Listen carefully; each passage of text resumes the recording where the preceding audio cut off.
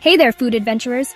Welcome to our channel where we explore the wildest, wackiest, and most wonderful foods on this planet.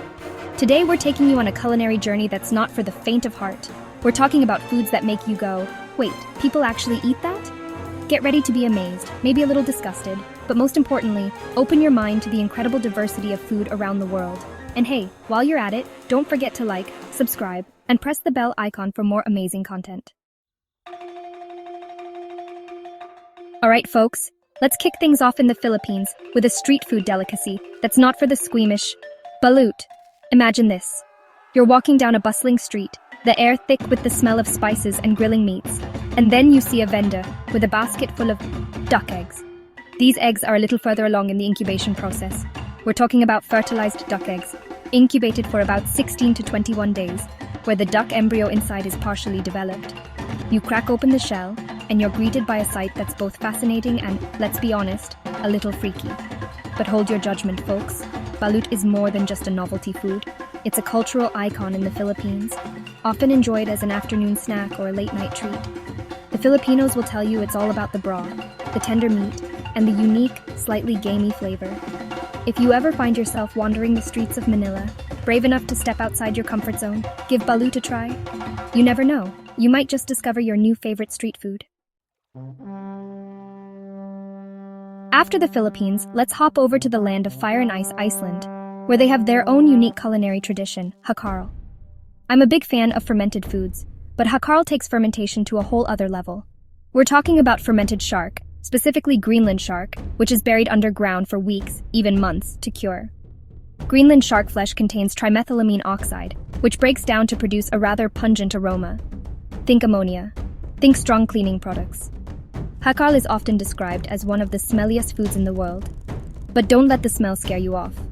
The Icelanders have been eating hakarl for centuries, and they'll tell you it's an acquired taste.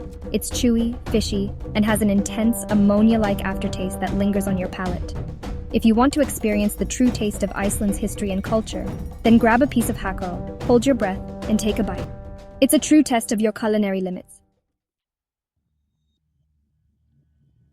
From the chilly landscapes of Iceland, let's head down to the sunny island of Sardinia, Italy, where they have a special treat for cheese lovers with strong stomachs, casu marzu. I'm a cheese enthusiast myself, but casu marzu is in a league of its own. We're talking about cheese, specifically sheep's milk cheese, that's intentionally infested with live insect larvae. Yes, you heard that right. Live maggots.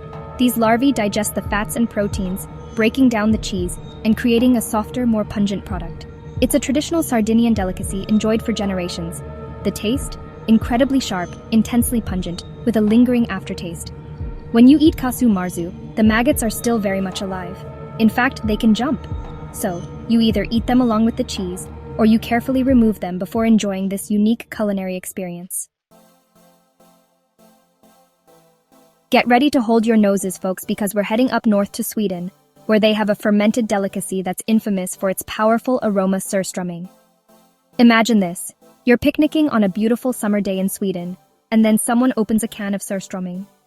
Suddenly, the air is filled with an overwhelming stench, a potent combination of rotten eggs, fermented fish, and some say a hint of sewage. Surströmming is fermented Baltic sea herring, known for its incredibly strong, pungent, and offensive odor. The fermentation process allows the fish to continue fermenting, creating gases that cause the cans to bulge. The Swedes embrace surströmming as a cultural tradition, a rite of passage, and a true test of their love for fermented foods. It's typically eaten outdoors, often served on thin flatbread with potatoes, onions, and sometimes lingonberries to balance out the intense flavors. The taste? Salty, sour, fishy, and incredibly pungent. From the pungent shores of Sweden, let's journey south to Mexico, where they have a delicacy that's as unique as it is delicious, escamoles. Forget your preconceived notions about eating bugs, because escamoles are often referred to as insect caviar, and for good reason. These little delicacies are the edible larvae of ants, specifically certain species of ants that nest in the roots of agave plants. Harvesting escamoles requires knowledge, skill, and a deep respect for the environment. These ant larvae are carefully collected from their nests and are considered a true delicacy in Mexican cuisine. They have a delicate, slightly nutty flavor, with a buttery texture reminiscent of scrambled eggs or cottage cheese. Often pan-fried with butter, garlic, and onions, they're served in tacos, omelets, or as a standalone appetizer. If you're looking for a unique and sustainable culinary experience, escamoles are a must-try. Hold on tight, folks, because we're about to dive into a culinary adventure that's not for the faint of heart. Sanakji, the live octopus dish of Korea. Imagine this. You're sitting at a table in a bustling Korean restaurant, and then the waiter brings you a plate of live octopus tentacles, still wriggling and squirming on the dish. Sanakji is all about experiencing the fresh, almost pulsating texture of octopus that's been freshly killed and cut into small pieces, seasoned with sesame oil and sometimes sprinkled with sesame seeds. The tentacles are still very much alive, and they have a tendency to stick to your chopsticks, your teeth, even the inside of your mouth, thanks to the suction cups. It's a true test of your dexterity and your ability to chew carefully. For those who dare to try it, sanakji is more than just a meal. It's a cultural experience, a testament to the Korean appreciation for fresh seafood. The taste? Surprisingly mild, slightly sweet, with a chewy, almost rubbery texture. It's all part of the adventure. From the adrenaline rush of live octopus, let's take a journey through time with a Chinese delicacy that's been preserved for centuries. The century egg, also known as the 1,000-year egg or the 100-year egg. Imagine this. You're presented with an egg, but it's not your typical white or cream-colored egg. No, this egg is dark brown, almost black, with a gelatinous translucent white and a dark green yolk that's been transformed through a meticulous preservation process. Despite its name, the century egg isn't actually preserved for a century, but it is preserved for weeks, sometimes months, in a mixture of clay, ash, salt, quicklime, and rice hulls. This unique curing process raises the pH of the egg, breaking down its proteins and creating a complex flavor profile. The taste? It's definitely an acquired taste. It has a pungent aroma, often described as smelling like ammonia or sulfur. The texture is firm, slightly gelatinous, and some say it has a creamy, almost cheese-like quality. The flavor is complex, with salty, earthy, and slightly sulfurous notes. Hold on to your hats, folks, because we're about to venture into the realm of arachnids with a Cambodian delicacy that's not for the arachnophobic fried tarantulas. Imagine this. You're strolling through a market in Cambodia, and then you come across a vendor selling fried spiders. Yes, you heard that right. Large, hairy tarantulas, deep-fried to a crispy golden brown. Fried tarantulas are a popular snack in Cambodia, especially in the town of Skuon, known for its spider-eating tradition. These arachnids are often caught in the wild, and they're typically fried with garlic, chili, and salt, adding a savory and spicy kick to their crunchy exterior. The legs are crunchy, with a delicate, slightly nutty flavor. The body is soft, chewy, and some say it has a creamy texture reminiscent of crab paste. It's all about pushing your culinary boundaries, folks, and fried tarantulas are definitely a dish that will test your limits. Buckle up, folks, because we're about to embark on an olfactory adventure that's not for the faint of nose. Stink bugs, a delicacy enjoyed in parts of Africa and Asia. Imagine this.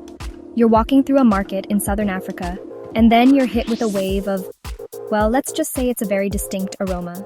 Some say it smells like cilantro, others say it's more like ammonia, and still others describe it as a combination of burning tires and old socks.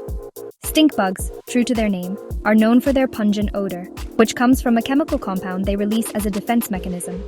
But don't let the smell scare you off.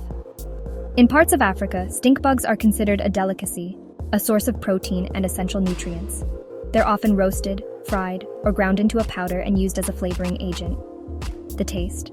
Some say they have a nutty, slightly bitter flavor, while others describe it as being similar to asparagus or green beans. It's all about context, folks, and in certain cultures, stink bugs are a valued part of the culinary landscape. Buckle up, folks, because we're about to embark on an olfactory adventure that's not for the faint of nose. Stink bugs, a delicacy enjoyed in parts of Africa and Asia. Imagine this. You're walking through a market in southern Africa, and then you're hit with a wave of, well, let's just say it's a very distinct aroma. Some say it smells like cilantro, others say it's more like ammonia, and still others describe it as a combination of burning tires and old socks. Stink bugs, true to their name, are known for their pungent odor, which comes from a chemical compound they release as a defense mechanism. but don't let the smell scare you off. In parts of Africa, stink bugs are considered a delicacy, a source of protein and essential nutrients. They're often roasted, fried, or ground into a powder and used as a flavoring agent. The taste. Some say they have a nutty, slightly bitter flavor, while others describe it as being similar to asparagus or green beans. It's all about context, folks, and in certain cultures, stink bugs are a valued part of the culinary landscape. Get ready for a sensory overload, folks, because we're ending our culinary journey with a fruit that's as polarizing as it is pungent. The durian, often referred to as the king of fruits. Imagine this. You're walking through a market in Southeast Asia, and then you're hit with a smell that's, well, it's indescribable. Some say it smells like gym socks, others say it's like rotten onions, and still others describe it as a combination of sewage and turpentine. The durian is notorious for its incredibly strong, pungent, and offensive odor. But while its smell might make you gag, the durian is also incredibly delicious, with a creamy custard-like texture and a sweet, slightly fermented flavor that's unlike anything else on earth. It's a fruit of contradictions, the durian. Loved and loathed with equal passion. The taste? Imagine a combination of creamy cheesecake, overripe bananas, and a hint of onions. It's a complex flavor profile that's both sweet and savory, and it's absolutely addictive. So there you have it, folks. A glimpse into the weird, wild, and wonderful world of bizarre foods. We've traveled from the streets of Manila to the markets of Cambodia, exploring culinary traditions that might seem strange, shocking, or even downright disgusting to some. But remember, food is more than just sustenance. It's a reflection of culture, history, and tradition. If you enjoyed this culinary adventure, be sure to give us a thumbs up, subscribe to our channel for more amazing content, and hit that bell icon so you don't miss out on our next food adventure. And most importantly, let us know in the comments which of these bizarre foods you'd be brave enough to try. Until next time, keep your taste buds tingling and your minds open to the endless possibilities of food.